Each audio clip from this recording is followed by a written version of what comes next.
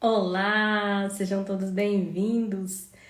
Vamos começar hoje iniciar uma live muito especial, falando sobre a importância das virtudes na vida a dois. Então vamos falar sobre este tema que é assim fundamental para a nossa vida. Já tem gente entrando. Oi, Fê, boa noite.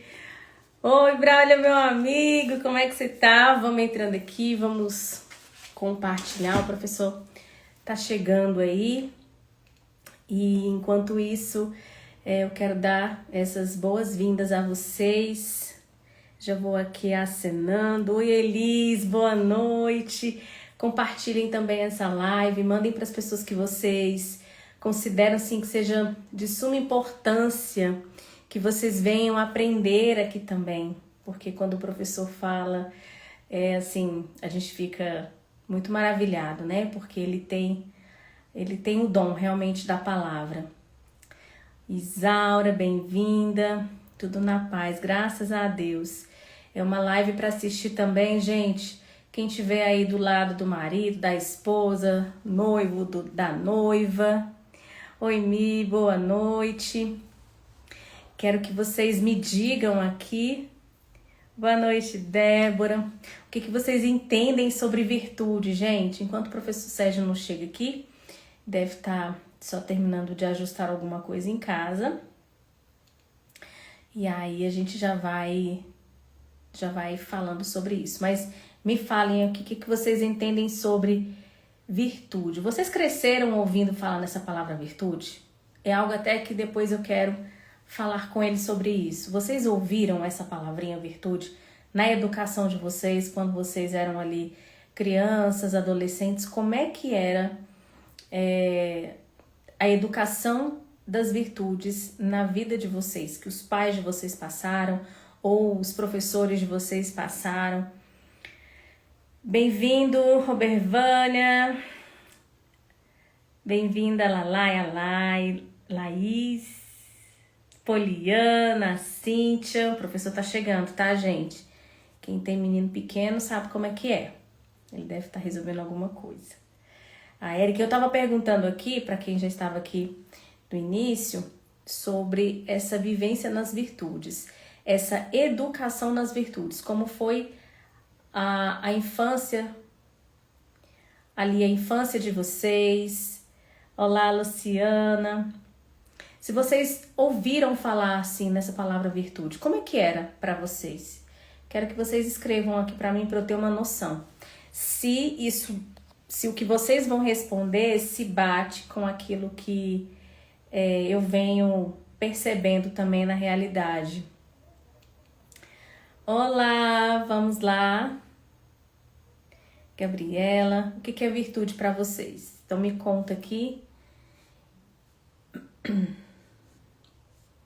Deixa eu ver se ele tá aqui, peraí.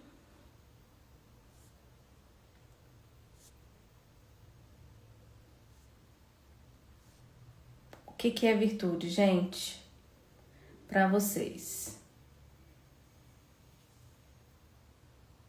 É importante saber, hein? Vocês aqui que são pais. Alguém aqui cresceu ouvindo falar nessa palavra? Qualidade moral. Graça, minha amiga, boa noite. Virtude, repetição de bons hábitos. Nunca ouvi falar na minha infância e adolescência. Foi algo que aprendi agora adulto nos últimos anos, mas aprendi valores e princípios. Isso realmente, a gente não escutou, né? Falar sobre isso. É algo que não tá no nosso repertório de infância. Eu não vou falar aqui para não tomar a fala do professor, né? Vou esperar ela entrar um pouquinho. Qualidade moral. Aí a repetição de bons hábitos. Isso mesmo, a gente vai repetindo até que isso se torne, né, uma virtude. E é essa força, né? É uma força que nós temos que nos impulsionam para fazer o bem. E aí nós temos o oposto da virtude, que é o vício. Que se a gente for olhar com outras palavras também, a gente tá atrelado ao pecado, né? Então, aquilo que se opõe à virtude é o pecado, é o vício. Educar para o céu, minha amada. Aninha tá aí, bem-vinda. Então, a gente precisa, né, praticar essas virtudes. De fato, a gente vem num processo histórico que veio deturpando tudo isso. E as virtudes estão lá desde o início da nossa história. Desde o início da nossa história. Aristóteles fala, né? Não posso atravessar a fala do professor, gente do céu. Deixa ele entrar. E professor entrou, boa noite! Vou lhe chamar. Deixa eu... Faça o pedido para mim aqui, professor, por favor. Porque não apareceu nada. Vamos lá. Aloterapia, bendito sal. Tenho ouvido falar bastante de aloterapia, hein?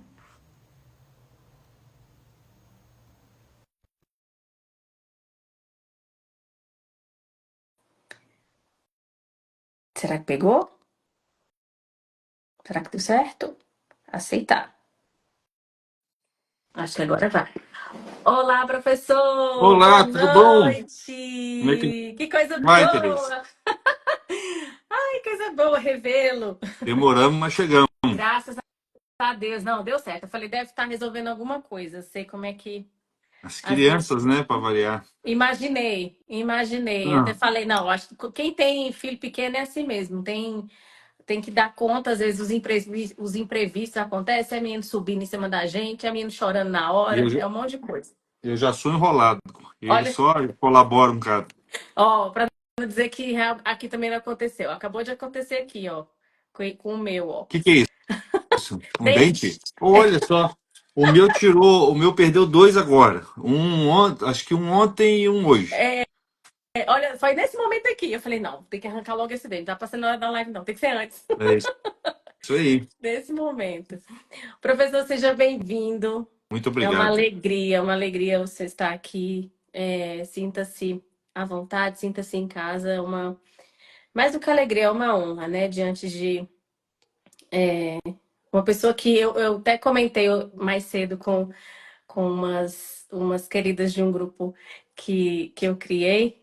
E eu falei para elas que sim, que o professor Sérgio ele é muito caro na minha história dos meus estudos na filosofia. Então, é um apreço muito grande mesmo, aquela importância de olhar assim e ter como um guia mesmo, um mestre, e essa a reverência que lhe faço, viu?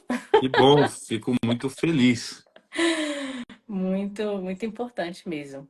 Obrigado. É, Tinha tempo que a gente estava para marcar, né?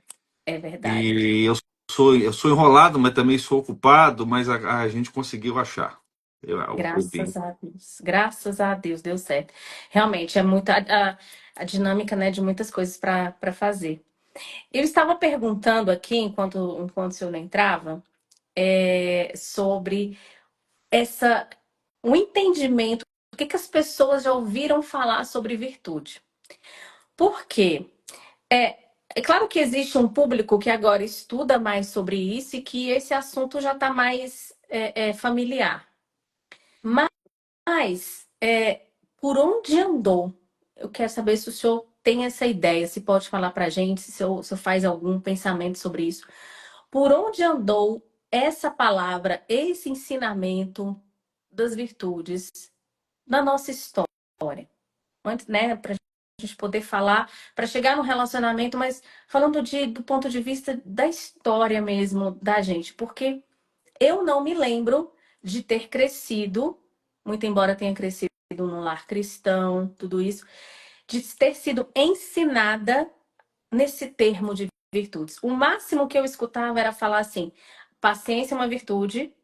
Então, a única coisa de virtude que eu escutava era isso: paciência é uma virtude. Mas não entendia o que ela era. E em relação a vício, né, a pecado, o que mais a gente escutava era relacionado à gula. Não, ó, gula é pecado. Talvez as coisas mais próximas que poderíamos ter chegado ali. Onde foi que tudo isso se perdeu? Porque sempre existiu, né? É, a, a, a ideia de virtude é uma ideia perene na existência humana. Então, se você for nas culturas mais antigas, mais tradicionais, você vai encontrar menções a essas qualidades que o ser humano pode adquirir e que tornam a sua alma, a sua vida mais perfeita, né? Ah, só que, de fato, houve uma série de circunstâncias históricas, e a filosofia está um pouco diretamente ligada a isso, né? A filosofia, ela, quando bem praticada, traz grandes bens. Quando mal praticada, ela traz males terríveis, terríveis. E um desses males foi o esquecimento da virtude. Isso veio por meio de algumas filosofias, de algumas doutrinas, ali mais ou menos no início da modernidade e ao longo da modernidade, que trouxeram, postularam uma visão do ser humano, uma descrição do que é o ser humano e do que é o mundo no geral, do que é a existência, a vida, na qual a ideia de virtude não cabia mais. Ela não fazia sentido. Então, o objeto virtude sumiu do horizonte perceptivo, primeiro dos acadêmicos, posteriormente da população mais, vamos dizer assim, mais esclarecida, até que isso chega no povo em última instância. Então, o objeto virtude, o objeto que está por trás desse nome, sumiu, morreu por inanição. Primeiro, alguém descreve o homem de uma maneira que não é necessário mais para a perfeição do homem, tal como descrito por essas filosofias, por esses pensadores.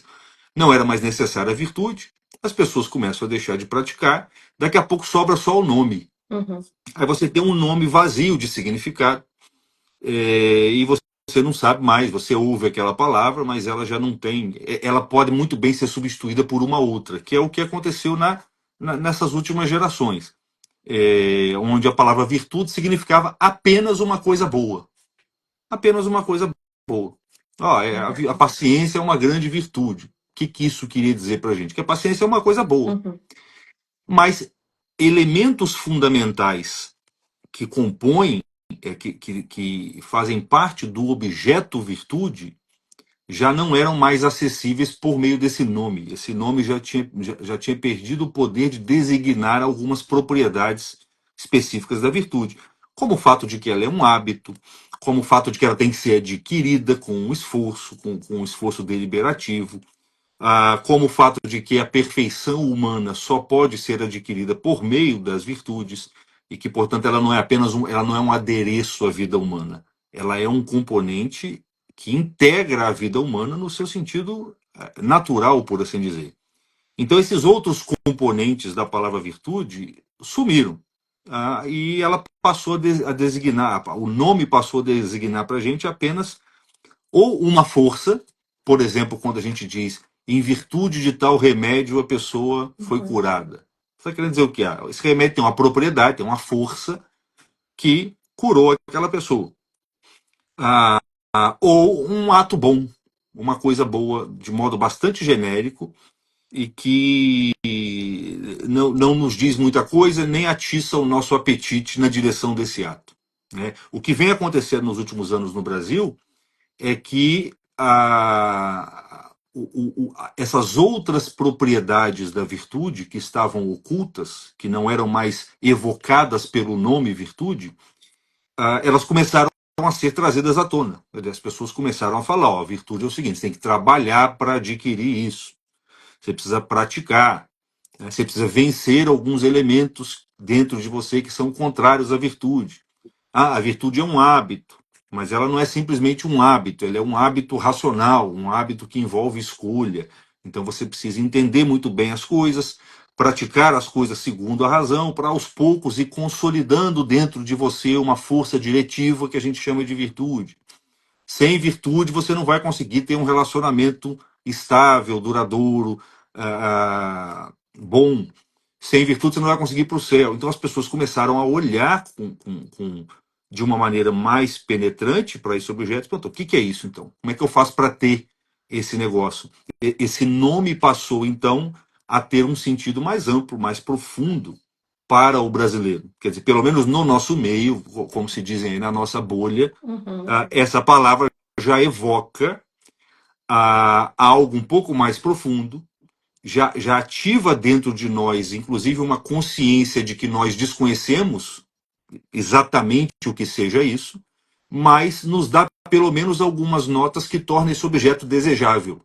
Quer dizer, todo mundo está querendo virtude, está querendo alcançar a virtude, embora nós ainda não saibamos direito o que ela é e nem saibamos muito bem quais são os meios para alcançá-la. Mas ela já vem sendo descrita de uma maneira tal que a tornou desejável. Né? Nós já sabemos que ela é uma coisa desejável, que ela é uma coisa que precisa ser alcançada e desenvolvida, e que sem ela, muito provavelmente, a nossa vida vai continuar dando errado. Mas o que realmente ela é e como alcançá-la é algo que nós ainda estamos assimilando culturalmente no país. Né? Temos aí os vários professores que já deram vários cursos sobre isso,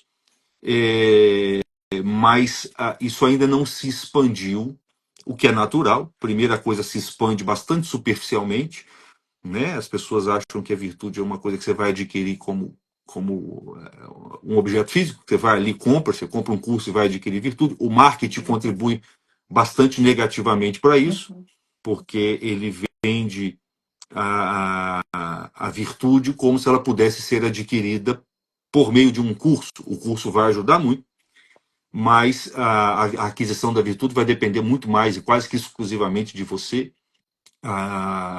Então não é por meio de um curso que você vai adquirir. Então, no final das contas, a gente ainda está assimilando essa substância, mas já temos algumas notícias mais realistas a respeito dela, que faz com que nós, pelo menos, comecemos a desejá-la. Então, assim, agora respondendo mais diretamente sua pergunta, historicamente o que aconteceu foi que foi havendo ao longo da modernidade uma mudança na maneira de conceber o ser humano.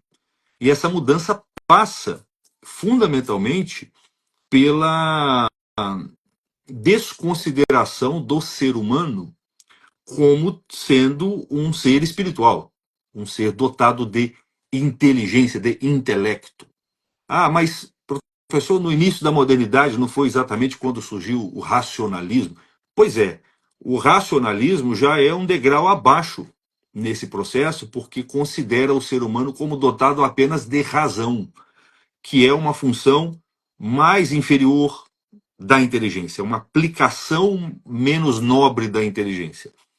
Então, na medida que você vai esquecendo que o ser humano é dotado de uma capacidade espiritual, capaz de conhecer a verdade das coisas e capaz de ajustar, portanto, as suas emoções, os seus apetites a essa verdade que ele compreende, na medida em que você vai considerando o ser humano, portanto, só como dotado de uma capacidade de raciocínio e de reconhecer algumas leis, algumas regras sociais e aplicá-las na sua vida e etc, etc, você já está negligenciando a virtude. Porque a virtude não é uma questão, ela não é nem você agir bem, nem você, menos ainda você simplesmente seguir a lei. Ela é você conseguir agir bem habitualmente, o que significa com facilidade e com deleite por essa ação boa. E a aquisição dessa capacidade de agir bem com facilidade, espontaneamente e com deleite na boa ação, ela não pode ser adquirida se você não reconhece mais no ser humano a capacidade intelectual, a capacidade de compreender a verdade e de se ajustar a essa verdade compreendida. Então, no momento em que você perde essa visão integral do ser humano, e aí o ser humano passa a ser visto apenas como um ser dotado de razão e sentimento. Um século depois, ele passa a ser visto só como um ser dotado de sentimento. A razão passa a ser vista apenas um efeito da sociedade na mente humana. Então você vai degradando a imagem do ser humano e, portanto, na medida em que aquilo que o ser humano tem de mais genuíno, que é a sua capacidade intelectual, vai se tornando cada vez mais, como é que se diz, um resíduo. O que a gente vê historicamente é isso. A dimensão mais própria do ser humano, que é o intelecto, o espírito, ela vai se tornando cada vez mais um resíduo. Isso aqui é uma superstição da qual os antigos falavam. O ser humano, na verdade, ele só tem uma razão que consiste em organizar os sentimentos que ele possui. Daí a pouco vem outro e fala: não, não, essa razão aí foi introjetada nele pela sociedade. Ela é apenas um reflexo do fato de que ele não pode realizar totalmente os seus desejos, como diria lá o Freud. Né? E daí a pouco a razão se tornou uma coisa desprezível.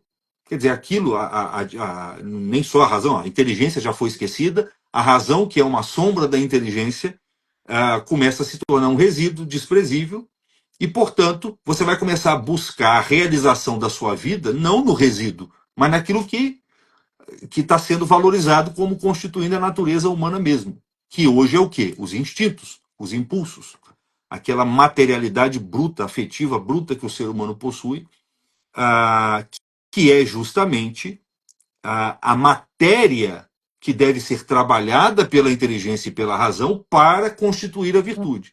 Mas como você não tem mais essas faculdades que trabalhariam essas paixões, esses instintos para constituir a virtude, e você foca apenas nesses instintos, a repetição desses instintos vão se consolidar em vícios. Você vai se habituar a agir apenas de acordo com os instintos e, portanto, com as circunstâncias, e vai se tornar uma pessoa viciosa. Então, é todo um caminho que passa por uma mudança na antropovisão, na antropologia, quer dizer, na concepção do ser humano, que foi tirando de cena a virtude, a capacidade pela qual a gente pode adquirir a virtude e fazendo com que a vida humana se convertesse ou parafraseando o Spinoza, fazendo com que o ser humano corra para a sua escravidão como se estivesse correndo para a sua liberdade.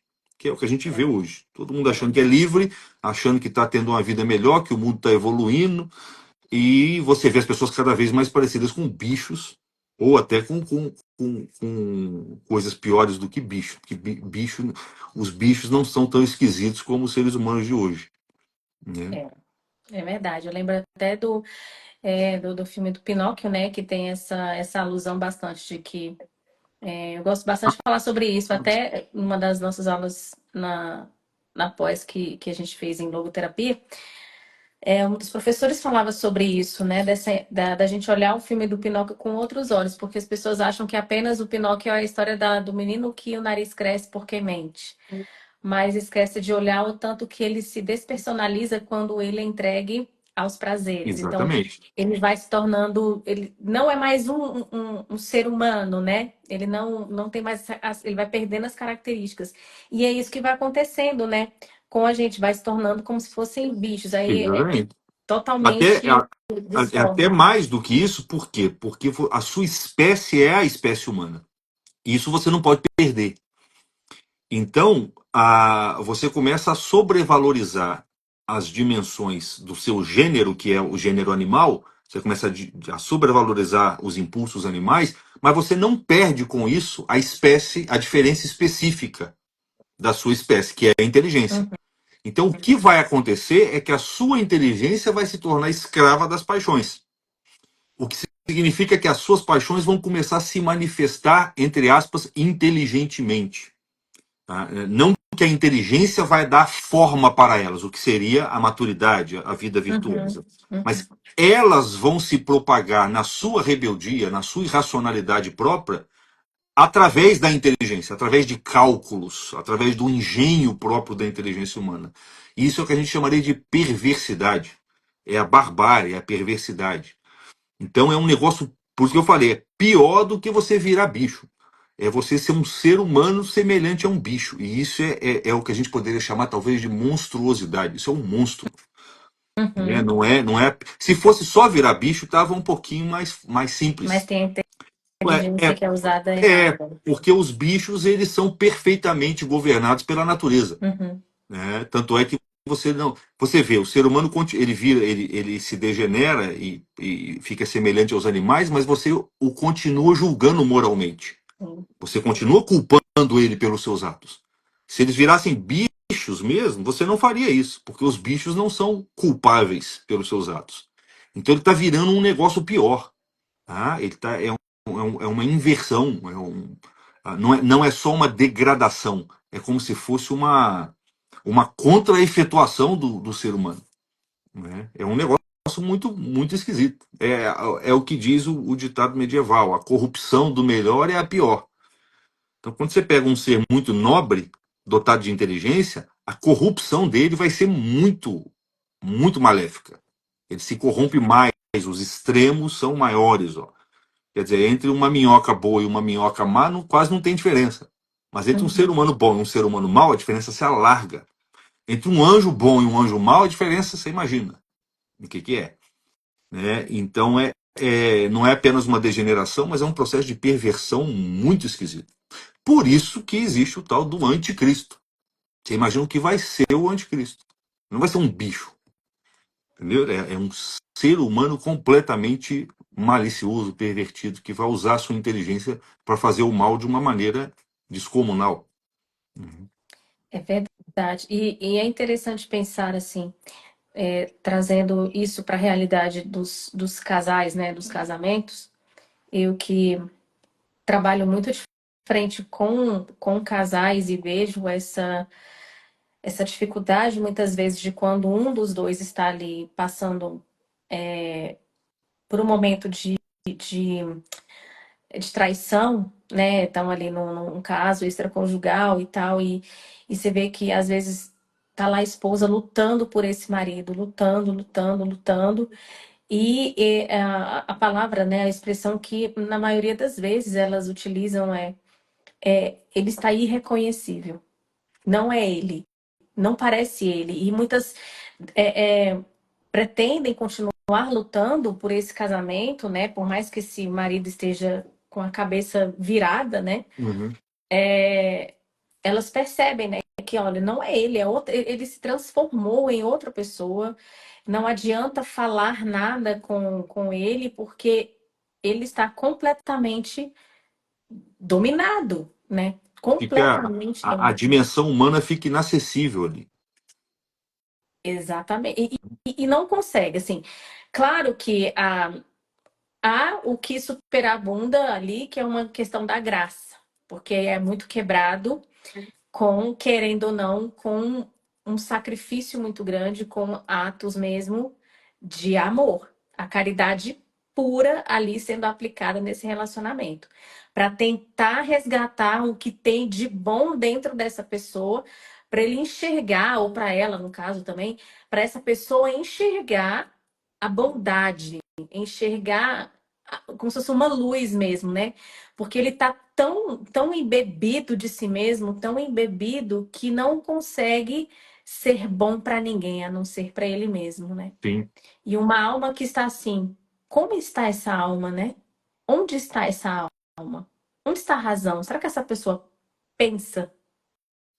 Isso é muito, muito complicado, essas situações. Mas, assim, ah, é impossível uma pessoa se sustentar nessa situação se ela não tiver um zelo muito grande com a sua própria vida espiritual. Ela não vai conseguir sustentar nisso, porque a motivação dela vai ser sempre uma motivação de ordem egoísta. Daí a importância da questão das virtudes. Né? A pessoa que está numa situação dessa, se ela não tiver essa base rochosa e firme, pelo menos de algumas virtudes, as virtudes, se ela for batizada e se mantém em estado de graça, tá? Essa é a primeira coisa que a pessoa tem que ter. Primeiro remédio que deveria ser receitado para casais nessa situação, para o termo do casal que está mais lúcido, é o seguinte: olha só, você precisa se confessar com frequência, você precisa se manter em estado de graça e rezar. Tá? Porque diante das trevas, você vai ser o foco de luz ali. Você é o que é a permanência. Tá? É claro que, em última instância, essa permanência é Deus, mas naquela região ali da sua família, você está representando Deus. Você é o Sim. meio mais direto pelo qual Deus vai agir. Então você tem que se manter. A pessoa não pode perder a esperança, ela não pode enfraquecer na fé, ela não pode nada disso. Ela tem que se manter firme. Se ela não tiver isso, ela não vai conseguir nem processar direito o que está acontecendo. Ela vai se envolver dramaticamente na situação e os demônios interiores dela vão começar a duelar no mesmo nível, né, com os demônios do parceiro. E aí o resultado é a separação, é a dissolução. Né? Quem não junta comigo espalha. Essa é a regra básica. Tá? Então, primeiro, junta com Cristo. E como é que você junta com Cristo? Você tem que estar em estado de graça. Por quê? Porque existe uma diferença muito grande da pessoa que está em estado de graça e a pessoa que não está. A pessoa que não está em estado de graça, Deus cuida dela individualmente. Cuida dela individualmente. Tá? Deus cuida de todos os seres individualmente. Mas se a pessoa não está em estado de graça, Deus cuida, Deus olha para ela, tá? Não exatamente como um filho, tá? Olha para ela como pessoa, tá? E o bem que a providência faz para essa pessoa, quer dizer, Deus vai providenciar as coisas na vida dela em vista do bem da espécie a qual ela pertence. Isso quer dizer o quê? Que as coisas que forem acontecendo com ela, a pessoa está em estado de pecado mortal. Vamos deixar claro, ela está morta espiritualmente. Ela está morta espiritualmente. O que acontece com você quando você está morto materialmente, biologicamente morto? Tá? Deus ainda está cuidando do seu corpo ali, mas está cuidando para quê? Para alimentar as plantas, para alimentar os vermes, para alimentar as minhocas, os bichos. Ele não descuida do seu composto corpóreo ali, só que em função das outras espécies. Porque você perdeu, a sua alma se separou do corpo, você já, sob certo aspecto, não pertence, o seu corpo não pertence mais à espécie humana. Então Deus continua cuidando do seu corpo, mas para alimentar os outros seres. Né? O sujeito que está morto espiritualmente, ele está vivo fisicamente. Então Deus está cuidando ali, né, do seu corpo em vista da sua espécie, né, em vista da sua alma, mas ele está cuidando daquela pessoa, tá, em vista da espécie a qual ela pertence. Então, os males, por exemplo, que acontecem com ela, podem se converter em bens, mas vão se converter em bens para a espécie. Então, assim, eles podem ser, os males que acontecem com ela podem ser meios dela se converter, daquela pessoa se converter, porque a conversão faz parte é um bem próprio da espécie humana, tá? Ele é um bem próprio da espécie humana. Eles podem servir para sinalizar para as outras pessoas, quer dizer, para as pessoas contemplarem na sua desgraça a justiça divina. Falar, olha só o que acontece, olha como é que a vida das pessoas desanda quando elas se afastam de Deus. Tá? Deus vai providenciar para você todos os bens necessários para a espécie, então ele não vai deixar faltar genericamente, tá? Não vai deixar faltar terra, comida, né? Ainda que você tenha que pedir, ainda que você tenha que se esforçar muito para ter, as plantas estão aí, os animais estão aí, e quer dizer, a matéria necessária para você ter abrigo, roupa e comida está aí. Pode ser que os homens criem empecilhos para que você adquira essas coisas, mas elas estão aí, Deus não tira isso. Tá? Agora, o sujeito que está em estado de graça, que é vivificado pela graça, está vivo espiritualmente, Deus cuida dele de um modo especial. Cuida dele como filho. O que significa? Que todo o mal que acontece com ele acontece em vista do bem pessoal dele e não do bem da espécie unicamente. Então essa pessoa ela pode ter certeza de que tudo o que acontece com ela, sofrimento, mesmo coisas negativas, sofrimento, dor, tristeza, desgraça, tragédia, se ela está em estado de graça, aquilo acontece para o bem espiritual dela. Então, se ela se mantém em estado de graça e medita constantemente na oração, né, nessa perspectiva, no que significa ser filho de Deus, no que significa ser cuidado por Deus, e aí vale muito a parábola do filho pródigo, você vê a diferença. Quer dizer, o sujeito, quando sai da casa do pai, tá, durante um tempo, ele ainda tem dinheiro, ainda tem comida, mas ele entrou no regime cósmico. Ele entrou no regime das leis da natureza, ó, que é cíclico. Às vezes você está lá em cima, mas daqui a pouco você está comendo comida de porco. Nem a comida do porco você é digno de comer mais. Tá? Então o sujeito ele está ali funcionando segundo a lógica da espécie. E a lógica da espécie é assim, as causas intermediárias estão aí. Às vezes você vai conseguir o que você precisa, às vezes você não vai.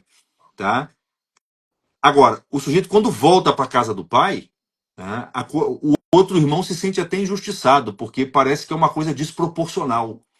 Né? O pai manda matar o melhor dos animais para fazer um churrasco para ele, o pai abraça ele, vai até ele, dá um abraço nele, faz uma festa, etc.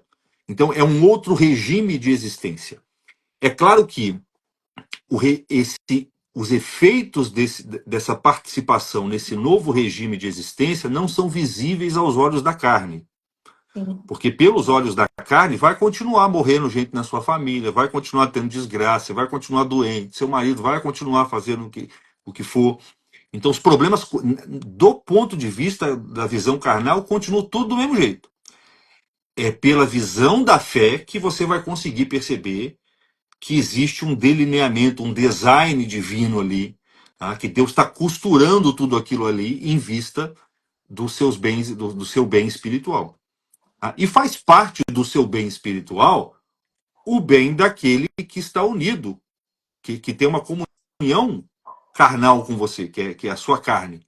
Aquele que está unido sacramentalmente a você, ele é parte de você. O amor, ele tem como efeito a união dos termos.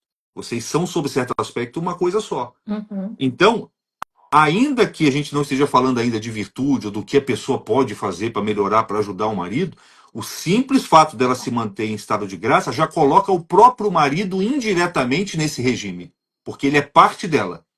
Então graças especiais vão começar a recair sobre o marido para que ele saia do regime do regime inferior da providência divina e passe para o regime superior. Tá? Então a primeira coisa que a pessoa tem que fazer é se manter no estado de graça. Aí a segunda coisa que ela tem que fazer é trabalhar para adquirir as virtudes, para exercitar as virtudes teologais, que não são adquiridas, elas são recebidas por infusão, mas ela tem que exercitar.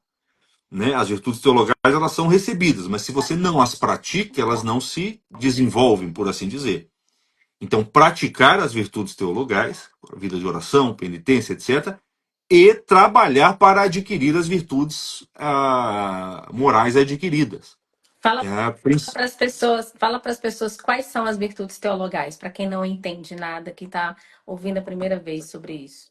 Quando a gente é batizado, quando a gente se converte com sinceridade, se arrepende dos nossos pecados, etc., nós recebemos uma graça, uma força que vivifica a nossa alma, que dá para a nossa alma uma modalidade de existência diferente, sobrenatural. Nós passamos a ter uma união mais particular com Deus.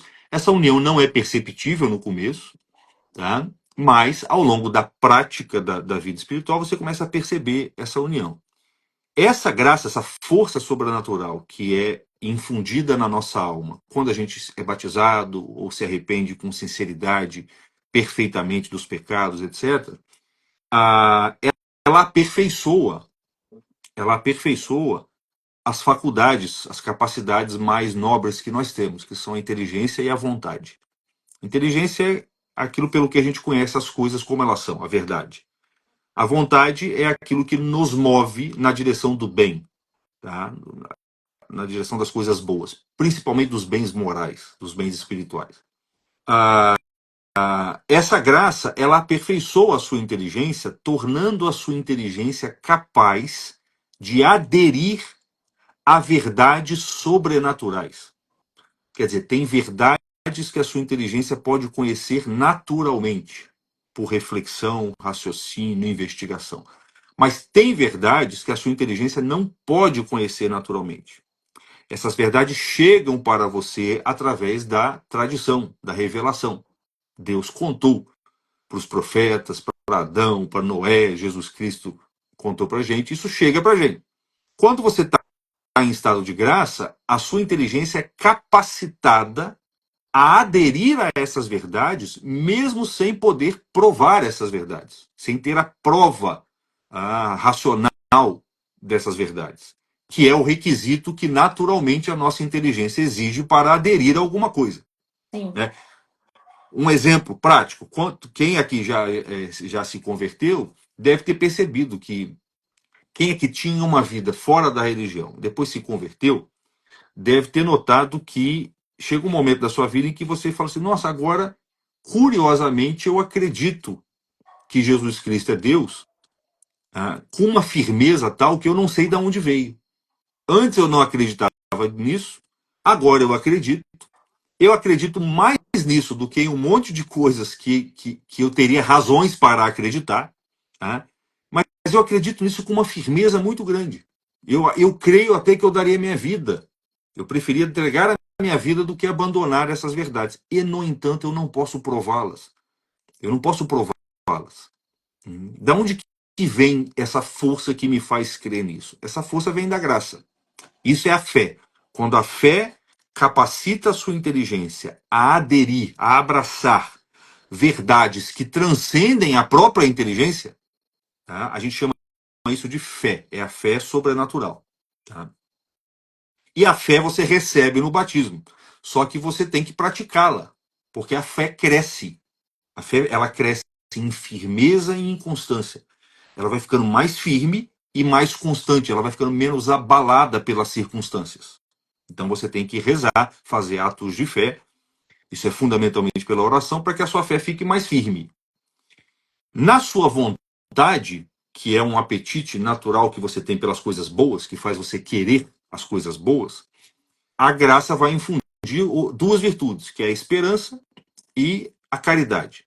A esperança é uma espécie de desejo sobrenatural. Ela vai fazer a sua vontade começar a desejar aquelas coisas sobrenaturais que pela fé você está conhecendo, você está aceitando. Então você não só agora vai passar a acreditar no céu, acreditar que Deus está com você, que a providência está cuidando de você, que Deus vai converter os males em bens, etc. Como você vai desejar essas coisas. Você vai começar a desejar ir para o céu, né? Você vai começar a desejar estar mais próximo de Deus, etc. Isso é a esperança. Tá? Por que a gente chama isso de esperança? Porque quando você deseja muito uma coisa, a, a, você espera essa coisa. Esperar uma coisa é estar com a atenção voltada para essa coisa. Eu sempre peço para o pessoal lembrar quando você pede um livro na Amazon ou um produto que você quer muito na Amazon e demora 15 dias para chegar. Né? Quando vai chegando ali no 11º, cada vez que toca a campainha, você acha que é aquilo. Quer dizer, quando você deseja muito uma coisa, você pensa muito nessa coisa, você espera muito que ela chegue. Ó. Tá? Então a esperança ela vai fazer você ficar mais atento a Deus. Tá? Porque ela faz com que você comece a querer que aquelas coisas cheguem. Você permaneça Você querendo.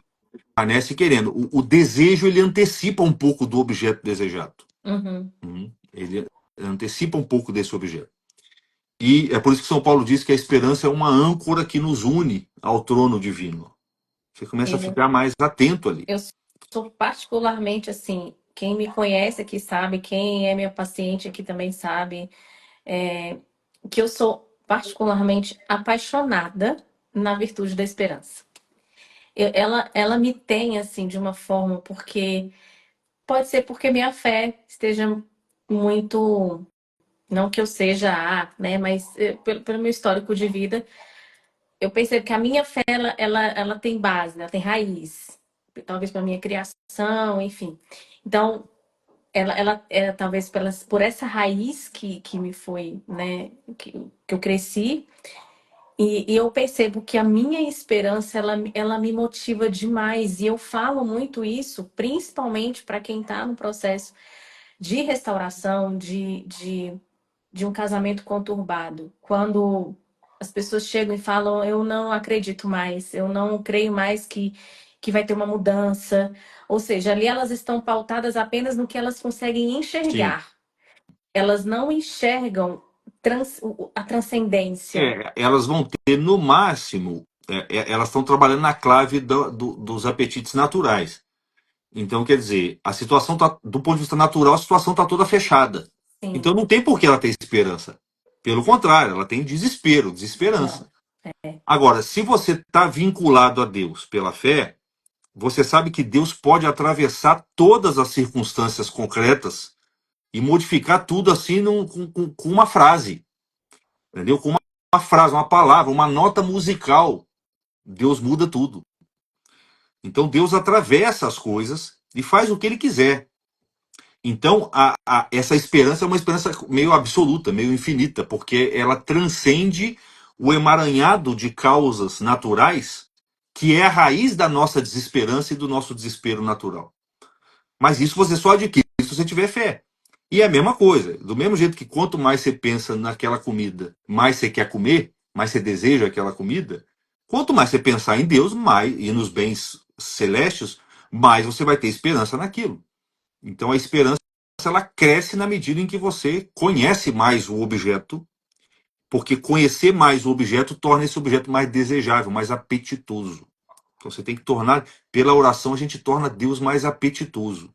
Uhum. E esse apetite, analogicamente falando, é a esperança. Porque não tem obstáculo para Deus. Para Deus não tem obstáculo. Então a esperança cresce como um desejo. No caso da esperança natural, ela vai crescer na medida em que os obstáculos forem naturalmente superáveis. Você vai avaliar a circunstância, vai ver os obstáculos que estão entre você e o objeto desejado.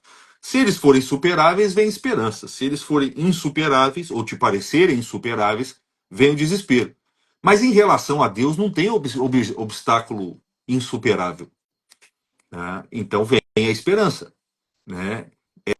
O que não quer dizer que os obstáculos. O que não quer dizer que Deus vai fazer a coisa do jeito que você quer. Isso É. também é muito importante. Porque a grande finalidade, e isso a fé também vai te mostrar e imprimir isso na sua alma, a grande finalidade é a sua vida celeste. É você ir para o céu. Pode ser que o seu caminho, se a única maneira de você ir para o céu seja assim, você vai conviver a vida inteira com um marido problemático ou com uma esposa problemática. Né? Esse é o seu caminho de santificação e talvez o dele, por meio de você. Hum. É verdade. Porque a decisão do nosso destino ela é feita no último instante antes da morte. A última decisão que a gente tem antes da morte pode mudar tudo. É claro que uma pessoa com muitos vícios, dificilmente ela vai ter liberdade para tomar uma decisão na direção contrária. Mas a graça divina pode. Deus pode lembrar de uma única Ave Maria sincera que essa pessoa rezou, de todas que você rezou por ele, e no instante antes dele morrer, vai lá dar uma luz para ele, ele se converte. A conversão é instantânea. E ainda que tenha que passar pelo purgatório, ele vai pro céu, É, né?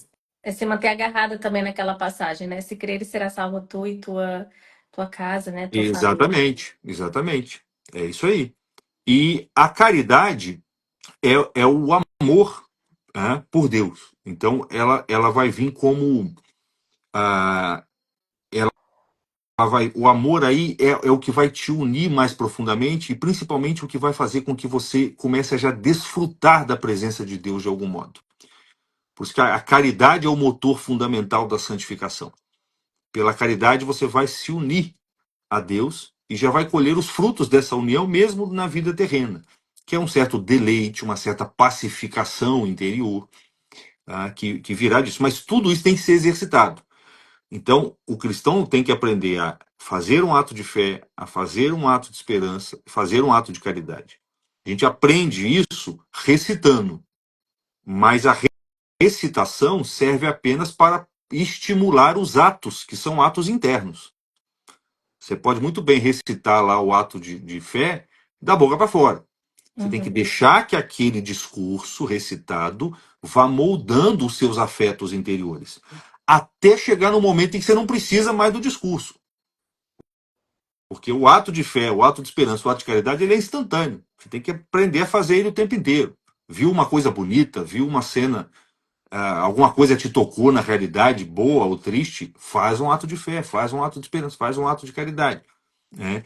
E isso aí vai fazer com que você consiga avaliar o seu relacionamento e os dramas próprios do seu relacionamento sempre à luz do sobrenatural. Quer dizer, à luz do Todo-Poderoso, à luz da esperança absoluta, tá? À luz da vida celestial, diante da qual essa vida aqui e os nossos problemas que parecem grandões vão ser uma porcariazinha. Você vai começar a ver a grandeza do espírito e a pequenez da vida terrena, né? Então, sem isso aí, a pessoa não tem força. Tá? E ela tem que fazer isso sabendo o seguinte: ó, quem manda é Deus. Entendeu? Deus, ele tem total direito de dispor da minha vida da maneira que ele quiser. Só que como ele é bom, e como para mim ele é um pai, ainda que ele disponha da minha vida de uma maneira que a princípio contrarie totalmente a minha vontade, o meu amor próprio, o meu egoísmo, eu sei que isso é para o meu bem. Então eu preciso me entregar, mas eu não tenho força para me entregar. Eu peço para ele. Ele vai me dar força para me entregar. A obra é dele. Deus quer que a gente jogue as coisas em cima dele. É, Isso é, sob esse aspecto, né? Sob esse aspecto. Dependendo da clave do discurso, a gente tem que é. mudar e saber que tem coisas que ele quer que a gente faça. É, Né? é muito belo pensar nisso tudo, né? Mas isso só é belo quando a gente realmente consegue contemplar essa beleza. Quando ela se revela a nós através da verdade, né? Da verdade. Não tem como a gente enxergar a beleza do sofrimento, porque de fato a gente vê várias histórias de sofrimento que nos encantam, histórias dos santos, o próprio Cristo, né, que sofreu por nós. Mas por que que a gente se encanta com isso? Porque ali é uma verdade pura estabelecida e a nossa alma tem essa sede da verdade, né? A nossa alma deseja ter esse deleite na verdade, como foi falado, né? O deleite Sim. comum em Ela foi unida, né? feita para isso. Foi feita Então, para isso. algo nela se reconhece ali como. Reconhece ali o lugar da sua perfeição. Uhum. São Tomás de Aquino diz assim: a perfeição do inferior está em se unir ao superior. Só, só Deus tem a sua perfeição em si mesmo, porque ele é a própria regra da sua existência. Não tem nada acima dele. Mas todas as criaturas encontram a sua perfeição numa ordem superior em relação a elas. Né? A perfeição da mão não está em seguir a regra da própria mão, mas da inteligência. A sua Uhum. mão se torna completamente inútil. Ela deixa de ser mão, inclusive, se ela não estiver vinculada à inteligência. Então, a boa mão, a mão perfeita, é aquela que segue as determinações do que lhe é superior. O Deus da mão é a inteligência. É por isso que teve um filósofo antigo que definiu o ser humano como o animal que possui mãos. Algumas pessoas não Eu entendem já ouvi isso, porque falam assim, não, mas falar isso mesmo. essa é uma definição muito Eu trouxe superficial. essa história. Pode ser. Algumas pessoas vão falar, é uma definição muito superficial. Não, mas entende o que ele está querendo dizer, porque a presença de mãos denota a presença da inteligência. Foi uma maneira poética dele nos lembrar disso. É, até onde eu entendi a frase. Então, assim, a perfeição do ser humano está em servir a Deus. Tá? Servir, o que é uma coisa. Com a palavra servir, aconteceu mais ou menos a mesma coisa com a palavra virtude. Né? Até um pouco pior, porque a palavra servir para a gente tem uma conotação negativa hoje. É. Né? Servir é abrir mão do meu ser em nome do ser de um estranho. Mas o serviço, a escravidão, só é ruim quando você é escravo do que te é inferior. Quando você é escravo do que te é superior, pô, ele está te aperfeiçoando. Você está se integrando numa ordem melhor, maior, mais plena. Tá? Então, o servir a Deus é o pré-requisito para você se tornar mais o que você é. Você se torna mais você quando você abre mão da sua pretensão de ser o dono de si mesmo e reconhece que o seu dono não é você, Eu é Deus. estar no lugar que eu devo estar. Esse é o lugar que o ser humano deveria estar, exatamente. Então, isso é humildade. A definição de humildade é essa: o reconhecimento do seu estatuto de criatura. E criatura significa dependência absoluta do Criador. E mais do que isso, significa que a sua plenitude só pode ser alcançada na perfeita união com o Criador. Então você rebaixa as suas pretensões imoderadas, né? Você diminui para que ele cresça. Uhum. E Né? aí, onde a gente entra em muitos conflitos que acontecem entre homem e mulher, justamente por eles não saberem o seu lugar, né? Tanto do homem quanto da mulher, essa mudança toda que vem acontecendo aí, histórica, né? De posicionamentos, de ideologias, enfim, vários outros pensamentos que vão se aplicando aí na realidade de um casal e que traz muitas e muitas crises, né, para as famílias, né? E eu lembro que eu já vi algumas aulas suas, algumas lives também, falando sobre essa questão do homem e da mulher, né? Onde está a mulher? Quem é a mulher? O lugar da mulher, assim, da mesma forma de quem é o homem, né? O lugar que ele ocupa na criação. E quando o homem e mulher compreendem quem eles são, o lugar onde eles devem estar, ali há de fato uma harmonia, né? O casal, ele se coloca sob a vontade de Deus, aí a gente nesse assunto, né? Coloca sob a vontade de Deus para realizar aquilo que para o qual eles nasceram, para o Sim, qual eles foram sim. criados, né? E E isso nos leva à questão da importância das virtudes adquiridas, porque nós temos essas três virtudes que são infusas, então assim, você não precisa trabalhar muito para poder recebê-las, Deus te dá. Você foi batizado quando é pequenininho, lá, Deus te deu isso. Então, porque olha só, deixa eu tentar explicar uma coisa aqui. Virtude, o que é virtude? Virtude é uma espécie de instinto. Essa é a melhor maneira de você entender o que é virtude. A virtude é uma espécie de instinto. Só que ela é. Então, vamos pensar. Você tem. Hoje a palavra instinto ela indica apenas um instinto natural. Aquele que já vem com você quando você nasce. uhum, Tá? Antigamente, as pessoas usavam a palavra virtude para também se referir a esses instintos. Então, você tem a virtude da visão, você tem a virtude da do apetite concupiscível, é uma virtude, a virtude do desejo. Tudo isso São Tomás chama de virtude, são virtudes naturais. Tá? Porque virtude significa força. A palavra sim. virtude significa força. Então são forças naturais que você tem. O que é próprio de uma força é te dar prontidão na ação. Ela te capacita a agir. Então ela te dá uma prontidão. Se você tem capacidade de ver, você vê. Tá? Só que existem instintos que você tem que adquirir. Uhum. Hoje nós diríamos que isso não são instintos de modo algum, mas são instintos. Por quê? Porque são coisas que é como se existisse dentro da sua alma uma espécie de compartimento. Tá? Imagina que na sua alma ela tem uma região ali, uma gavetinha, tá? Que só está esperando você realizar uma sequência de atos para que ela se ative. Uhum, Uhum. Então, quer dizer, você já tem uma predisposição para determinados atos.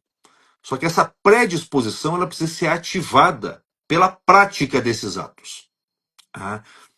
Então, veja bem, se eu começo a, na hora de, por exemplo, na hora de comer, tá? Se eu começo, na hora de comer, a regular a frequência com a qual eu como, a qualidade dos alimentos que eu como, as razões pelas quais eu estou comendo, se eu começo a impor sobre o ato de comer uma certa medida retirada da minha razão, quer dizer, eu não estou apenas dando vazão ao meu apetite por comida. Eu estou avaliando aquilo, vendo por que eu devo comer, em que medida eu devo comer, quando eu devo comer, por que razão eu estou buscando a comida agora? É para sobreviver, é por prazer? Que momento do dia eu tenho direito de comer por prazer? Em que momento do dia é conveniente comer só para sobrevivência e, portanto, não comer por prazer? Se eu começo a usar a minha inteligência para impor uma medida ao meu instinto natural que me move na direção da comida, e se eu faço isso com frequência, eu vou começar a acostumar o meu instinto natural a seguir a ordem da minha razão.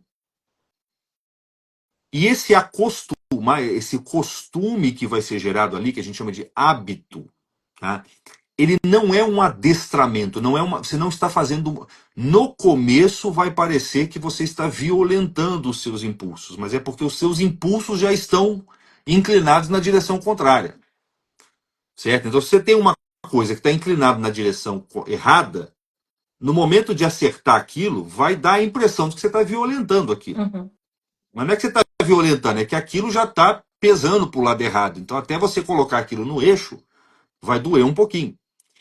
Mas quando você, usando a sua razão, começa por meio de atos pensados, refletidos, repetidos, você está comendo sob a medida da razão várias vezes. Por meio desses atos repetitivos, você começa a dar uma forma mais lúcida para o seu apetite por comida. Você não está violentando o seu apetite, apesar de parecer no início.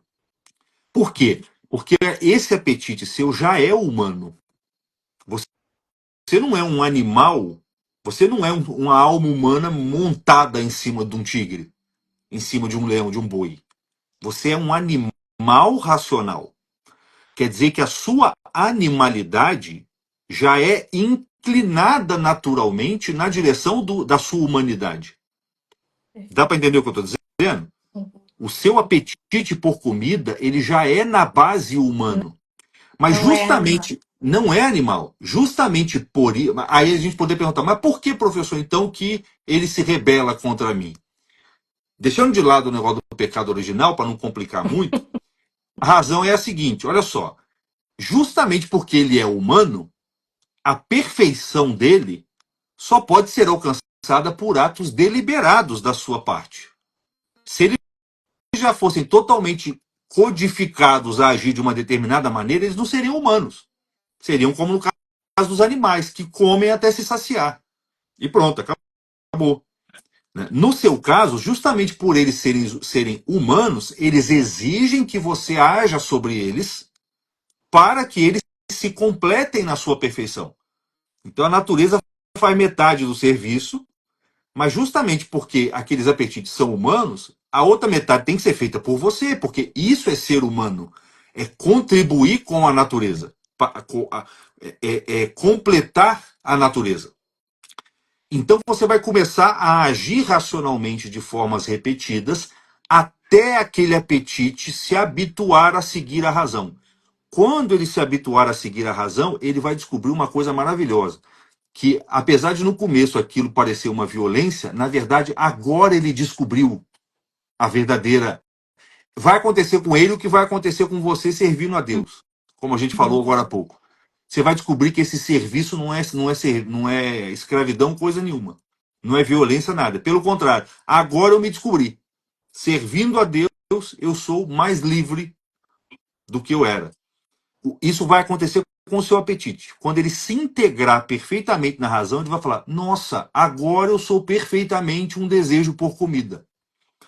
O santo, ele apetece, ele se deleita muito mais na comida do que o homem que não é santo. Porque nele o apetite, o instinto natural, achou seu lugar, como você falou. Está onde deveria estar, usando as suas palavras.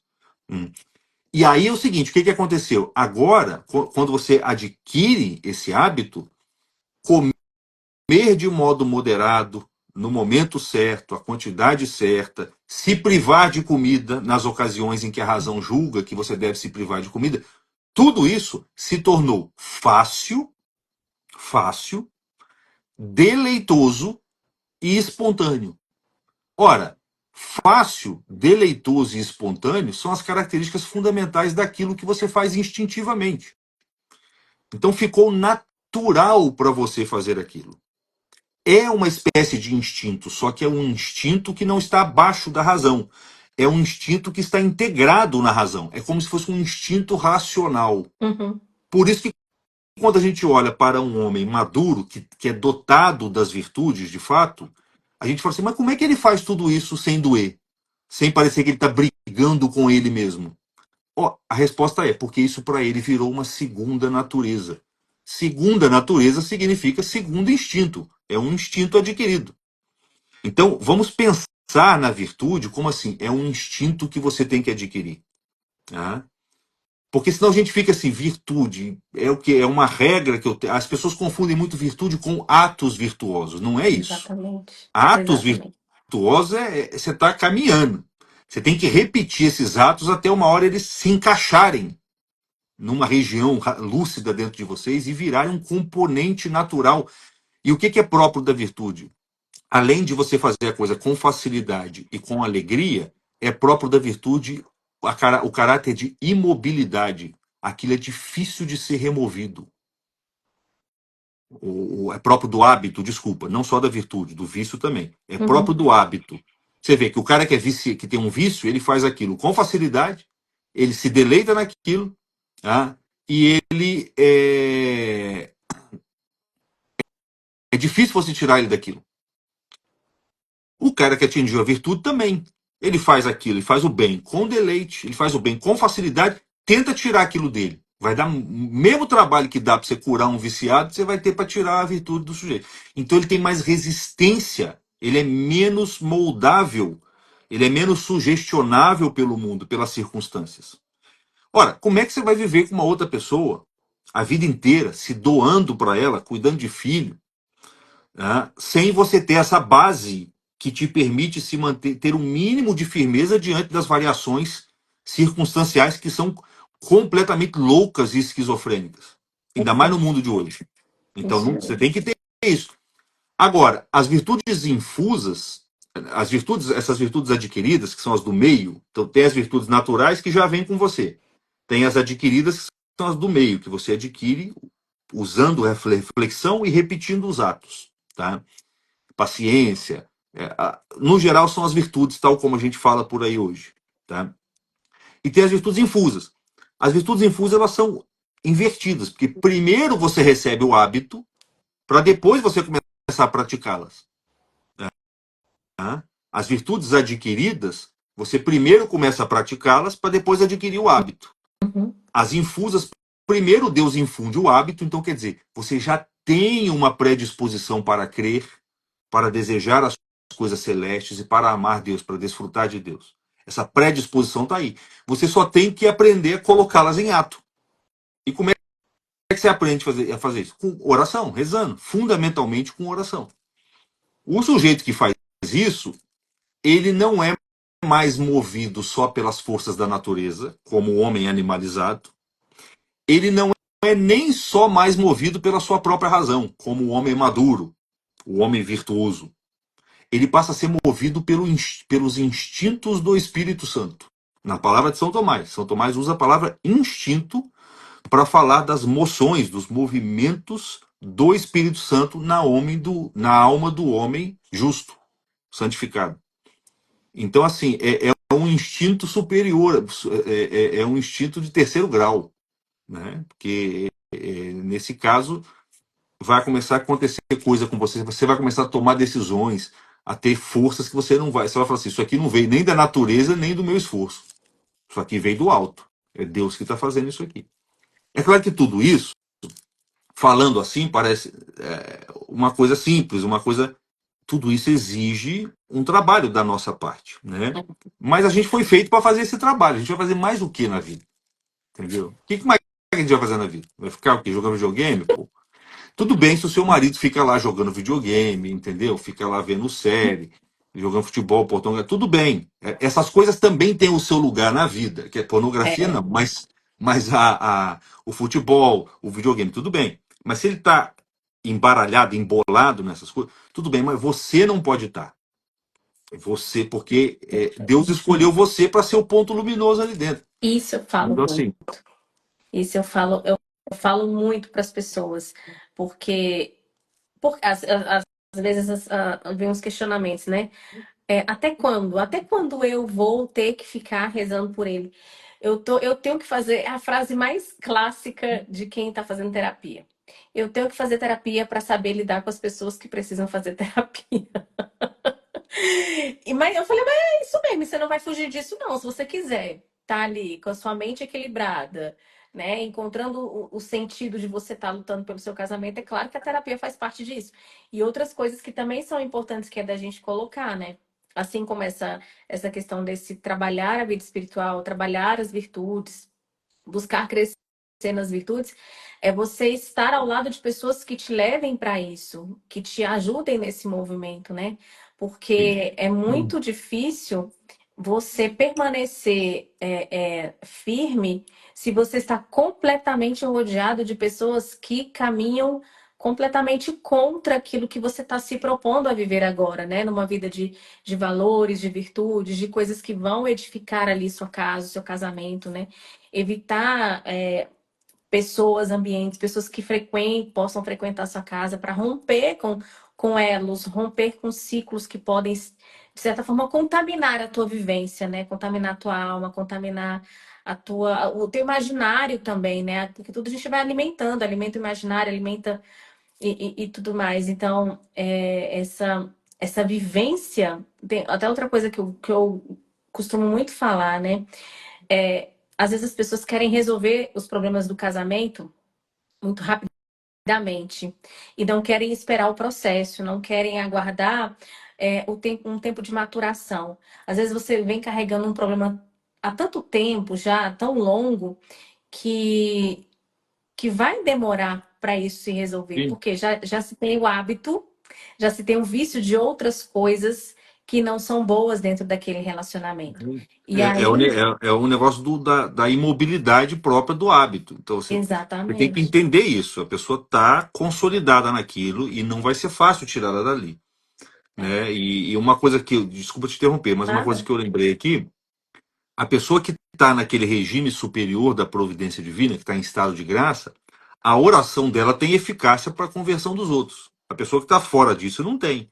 Então, tem muita gente que está lá rezando para o marido, rezando para o marido, rezando para o marido, mas não está prestando atenção, não está zelando adequadamente pela sua própria vida espiritual. Exato, era isso Tá? que eu ia E falar. vida espiritual é assim: se você não vai para frente, você vai para trás. Ó, quem não junta comigo, espalha. É, Então você tem que estar caminhando, você tem que estar se alimentando, você tem que estar lendo, você tem que estar meditando.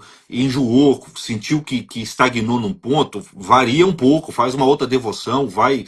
Você não pode parar, tá? Senão, porque você precisa se manter em estado de graça e aprender a reconhecer quando você realmente pecou, os pecados veniais, essas coisas têm que ser combatidas com muito fervor para que a sua oração tenha eficácia para o seu parceiro. exatamente. Porque se a graça não chegar lá antes de você, a sua ação nunca vai chegar lá. Ela vai dar até o efeito contrário, que também é muito comum de acontecer. A pessoa está tentando ajudar, mas está afastando cada vez mais, porque o marido começa a ficar com raiva da igreja, com É, raiva do padre, com raiva dos influências, dos professores. É muito comum de acontecer. Então, é assim, verdade. cuide para que a graça esteja com você portanto, para que ela chegue lá. Porque aí o que vai começar a acontecer, e a importância da virtude da prudência nos relacionamentos, Deus vai começar a te dar, abrir janelas de oportunidade. Tá? Quando você menos esperar, o seu parceiro vai falar uma coisa, o seu marido vai falar alguma coisa, ele vai abrir alguma coisa, alguma coisa vai acontecer, que você vai ter a capacidade de reconhecer naquilo ali uma oportunidade espiritual para você, com muita caridade e moderação, falar alguma coisa, fazer uma exortação, fazer um convite. Se você não tiver a prudência, você vai chamar ele para ir à missa no pior momento possível. E aí ele vai ficar com raiva da missa e não vai mesmo, vai se endurecer mais ainda na outra direção. É Então a isso. gente precisa cuidar. Isso não é egoísmo, porque você cuidar da sua vida espiritual é negar o seu egoísmo, é negar a sua vontade própria. Então não se preocupe em se colocar na frente do outro nesse quesito. Porque nesse quesito, se colocar na frente do outro é se despojar do seu egoísmo. Né? Outra coisa que São Tomás fala. Ele se pergunta assim, o que é mais importante? Eu buscar me unir a Deus ou amar o próximo? Amar a Deus ou amar ao próximo? O que é mais importante? Ele fala assim, é claro que é amar a Deus. Inclusive, o amor ao próximo ele é condicionado pelo amor a Deus. A perfeição do inferior está primeiro em se unir ao superior e só depois em se anelar ao semelhante para elevá-lo. Então a gente não precisa ter medo desse tipo de coisa, não. Temos que trabalhar por nós mesmos para que a gente não seja um cego guiando outro cego. E não a coisa Isso não realmente não é, funciona. é verdade, é verdade. Para a gente não avançar muito da hora aqui que o professor precisa descansar, né? Que nem, o tempo passou que eu nem percebi. Eu vou fazer umas considerações finais aqui. E quem tiver pergunta, gente, vai fazendo pergunta e vai escrevendo, que para o professor poder responder se alguém tiver. Porque depois disso aqui, né? Não sei se. Eu acho que a cabeça, para quem está ouvindo falar sobre isso, assim, a cabeça assim, pá, meu Deus do céu, o que é isso? Mas é fantástico, esse assunto é maravilhoso. É, o que eu ia falar, né? Que às vezes essa espera pelo processo de maturação, né, do outro e tal, de esperar pelo outro, de ter esperança no outro. Não é esperança, na verdade, no outro, né? É uma esperança em quem? é no ser superior, que ele vai fazer o que ele quiser fazer, da maneira dele, no tempo dele, se for para fazer. Mas também assim, tá, você tá pedindo tanto pelo outro, tanto que o outro se converta. Você tá pedindo tanto que essa pessoa entre nos eixos, que pare de fumar, que pare de beber. Tem uns que encasquetam com coisas de cada um, né? Que pare de ser, enfim, da pornografia. Tá, você tá querendo que essa pessoa faça isso. Vamos supor que Deus faça assim como um passe de mágica, opere um milagre e aí fala assim, pronto. O outro foi atingido pela tua oração. Será que você está pronta ou está pronto para receber essa pessoa? Porque isso as pessoas esquecem de olhar. Elas apontam demais o dedo para o outro na mudança do outro, no que o outro se converta, no que o outro mude a vida completamente. Mas e ela aqui? Como será que você vai receber esse outro? Como será que você vai lidar com esse outro? Às vezes, esse outro que está fora de casa, ele dentro de casa. Você está curada, você está transformada, você está uma pessoa virtuosa o suficiente para aguentar essa pessoa da maneira que ela é. Vamos supor que ela nem mudou, mas ela voltou. Você está apta para receber essa pessoa?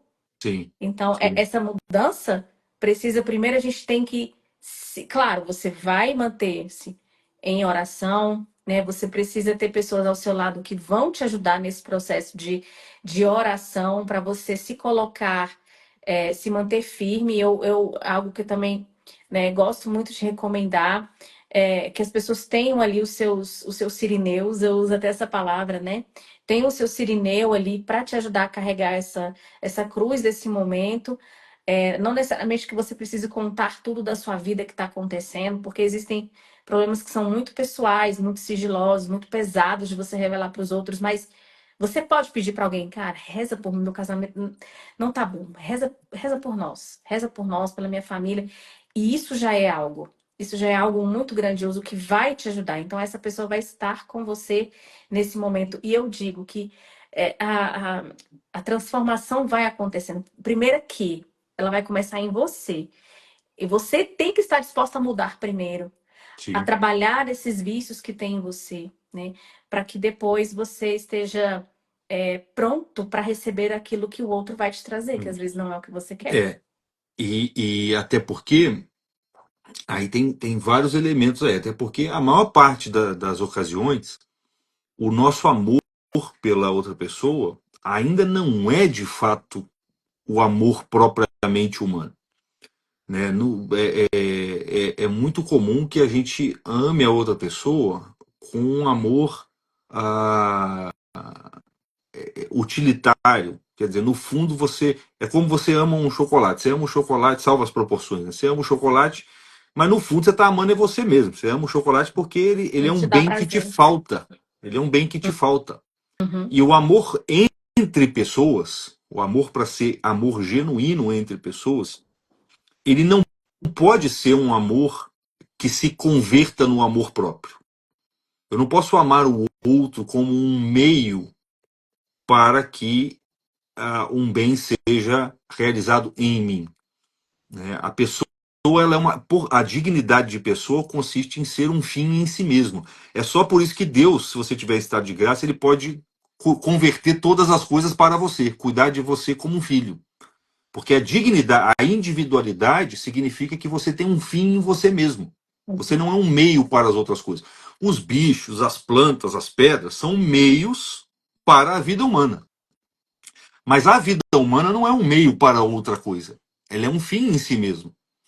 Tá? E, no geral, a gente ama a outra pessoa porque ela produz efeitos benéficos para nós.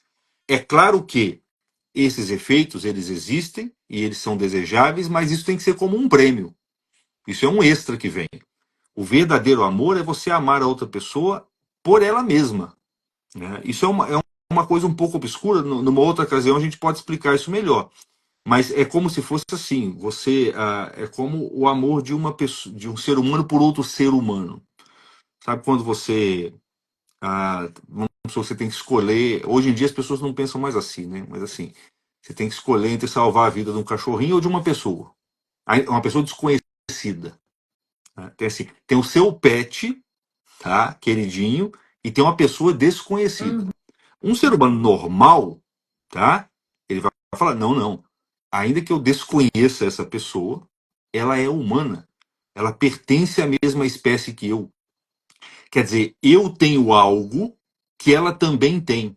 E em razão dessa comunidade de espécie, tá? O fato dela ser humana e você também ser humano, faz com que um mesmo bem integre vocês dois.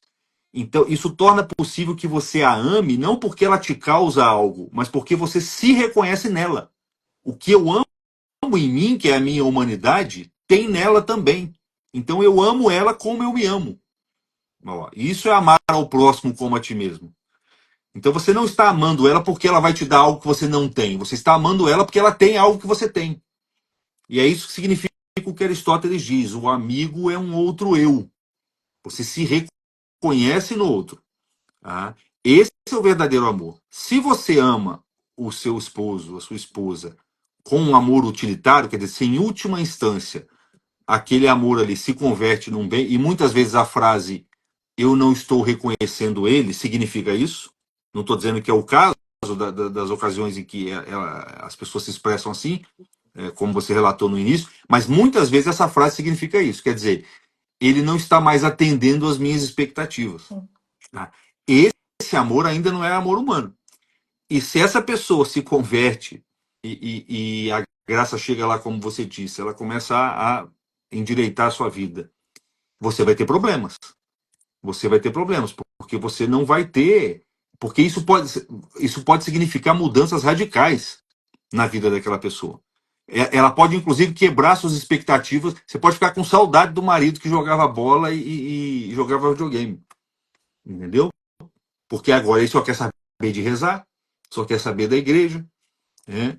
E etc. Então, assim, a gente tem que aprender também a amar as pessoas nelas mesmas e não como meios para a nossa satisfação pessoal. É o amor de benevolência e não o amor egoísta. E para isso a gente tem que aprender a reconhecer nas outras pessoas algo que já existe em nós. Em alguns casos, por exemplo, pessoas que casais casaram há muitos anos e agora um se converteu e o outro continua numa situação terrível. Né? Às vezes a única coisa que você vai reconhecer de comum entre os dois é a espécie humana. Exagerando um pouquinho, às vezes é isso. E é aí que você vai ter, é desse amor que você vai ter que partir para fazer com que ele adquira uma virtude. Se ele adquiriu pelo menos um gosto pela virtude, já tem mais uma coisa que une vocês dois. Ó. Isso é muito bom. Além da unidade da espécie, agora vocês dois desejam a mesma coisa. Ó. Vocês dois amam o mesmo filho. E aí esse amor vai crescendo. Né? E aí a coisa vai se tornando muito mais firme. Né? Mas é isso, acabei falando demais. Mas também acho que não teve Não, pergunta. Então, maravilhoso. pergunta para finalizar. Foi ótimo, assim. Para quem está buscando assim, um caminho, eu vejo que muitas pessoas querem falar de virtudes, falar de compreender, acessar a verdade, que é Deus, que é o Cristo ali, sem necessariamente falar de religião. Então, para as esposas que querem, ou os maridos que querem, presentear, ou até mesmo eles também conhecerem mais sobre as virtudes, porque talvez você consiga chegar, né, falar de Deus falando das virtudes para essas pessoas. Tem alguma dica, algum livro, algum caminho que eu já ouvi histórias assim, Tereza, olha, ele através da filosofia ele está encontrando a verdade, né? Então, vejo que isso é muito possível para muita gente, né? Porque a filosofia é propriamente isso, assim, né? Então, qual a sua dica para as esposas que eu sei que aqui tem várias que têm esse desejo de que os maridos encontrem a verdade, ou sei que aqui também tem alguns maridos que possam estar nessa sede de conhecer mais sobre as Sim. virtudes. Olha só, eu não vou indicar nenhum livro, porque livro eu tenho que Tá, pensar. Livro é muita coisa. Aí o que eu vou fazer? Em relação a livros, eu vou colocar lá nos stories. tá. Hoje ou amanhã eu vou lembrando e vou colocando lá. Tá? É, o meu perfil não é sobre relacionamentos, mas é virtude, é um dos principais temas que são tratados lá. Se as pessoas forem começar a seguir lá, sem dúvida alguma coisa disso, elas podem ir fazendo perguntas, tem as mentorias que a gente dá, os cursos que a gente tem, sem dúvida ali elas vão encontrar algo dessa ordem. Ah, mas é preciso.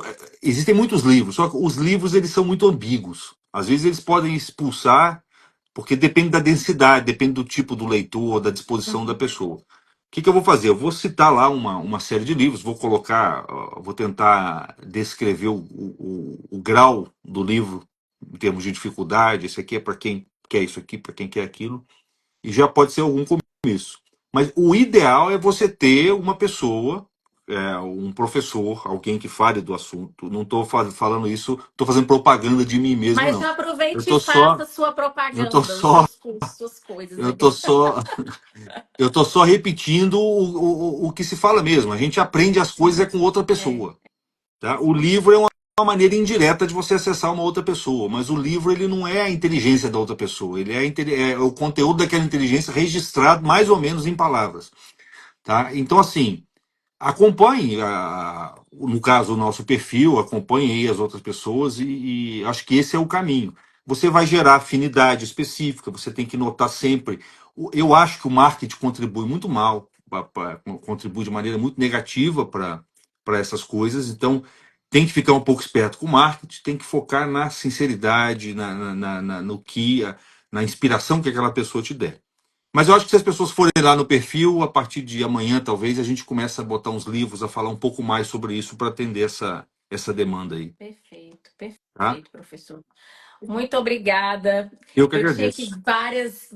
várias perguntas para fazer. Eu ia jogar assim, tá? Para quem é irado, o que tem que fazer? Para quem é. A gente faz outra live em breve, a gente dá um jeito, não tem Ai, problema não. gente, vamos. É Um só dia você vai me sair. lembrar, você vai lembrando que a gente faz. Lembra, a gente falar desses vícios aí, a gente trabalhar nesses combates. Mas, professor, muito obrigada mais uma vez. Que Deus abençoe seu trabalho, que frutifique cada vez mais, e que mais pessoas possam conhecer o seu trabalho. Então, gente, quem não segue o professor Sérgio, que possa ir lá no perfil dele, seguir, acompanhar, né, e dar também valor ao trabalho dele que vocês viram aqui. Foi uma aula que não tem assim, não tem como descrever, né, a preciosidade, que a gente não vê em todos os lugares, com tamanha generosidade. Acho que essa é uma palavra que define muito o professor Sérgio. Ele é muito generoso, Muito, muito muito generoso. obrigado. Muito obrigado. Obrigada, viu, professor? Eu que agradeço. E Foi um boa. prazer conhecer todo mundo aí e contem comigo. Até mais. Espero revê-lo em Brasília de novo, hein? Opa, quem sabe? Eu vou estar em Brasília e acho que em junho eu devo ir aí. Não para nenhum evento, mas para visitar uns amigos. De repente a gente consegue se encontrar Ai, aí. vamos, ó. Quem Tá sabe a bom? gente fazer alguma coisa aí? Vamos Vamos ver. sim. Tá bom? Gente, também quem estava aqui, obrigada, viu, pela audiência de vocês. Compartilhem essa live, vai ficar salva também. E que vocês tenham uma boa noite, um bom descanso aí, todo mundo. Boa Tchau, tchau, noite. gente. Tchau, tchau. Com Obrigada. Deus.